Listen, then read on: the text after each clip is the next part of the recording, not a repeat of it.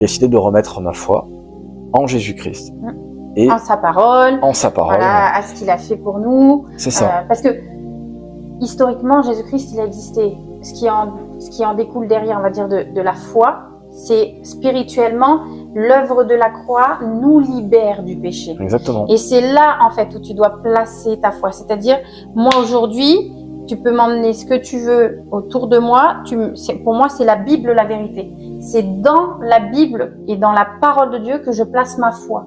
C'est-à-dire, je suis influencée aujourd'hui par la parole de Dieu. On peut me dire, oui, tu sais, Charlène, il y a tel truc où, tu sais, tu peux aller voir telle personne pour aller faire, par exemple, moi qui viens de l'occultisme. Par exemple, je te donne un petit exemple pour que vous puissiez visualiser.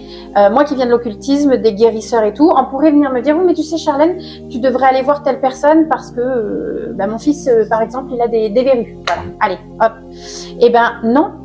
Aujourd'hui, je sais que Dieu dit dans Deutéronome 18, verset 10, que on ne fera pas passer ses enfants par le feu, qu'on va pas voir des voyants, voilà, tout ça.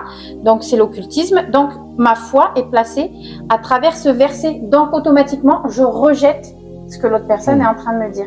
Donc, c'est me laisser influencer par la parole, Bible. Par la Bible, voilà. par la parole. Donc, et de placer ma confiance là-dedans et pas dans que l'autre personne, elle est venue me dire. Tout à fait. De dire, tu sais, tu peux emmener ton enfant ou ta sœur ou j'en sais rien qui a des verrues vers cette personne, elle va plus avoir de verrues grâce à elle.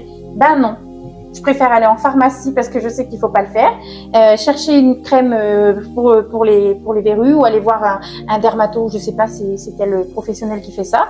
Et au moins, mon fils ou la personne que j'emmènerai aura plus de verrues. Oui, c'est ça. Mais par contre, je ne laisserai pas j'irai pas dans l'occultisme parce que Dieu dit dans la parole que ça se fait pas et que c'est une abomination même pour lui.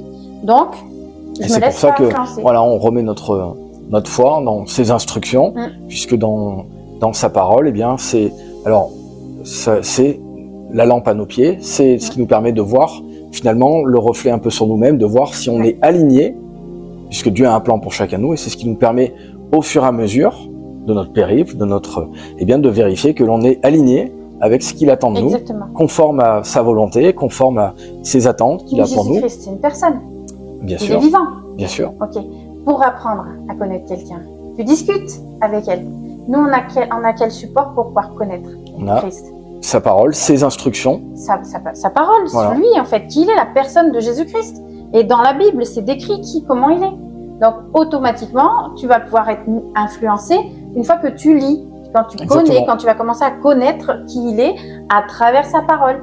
Et automatiquement, tu vas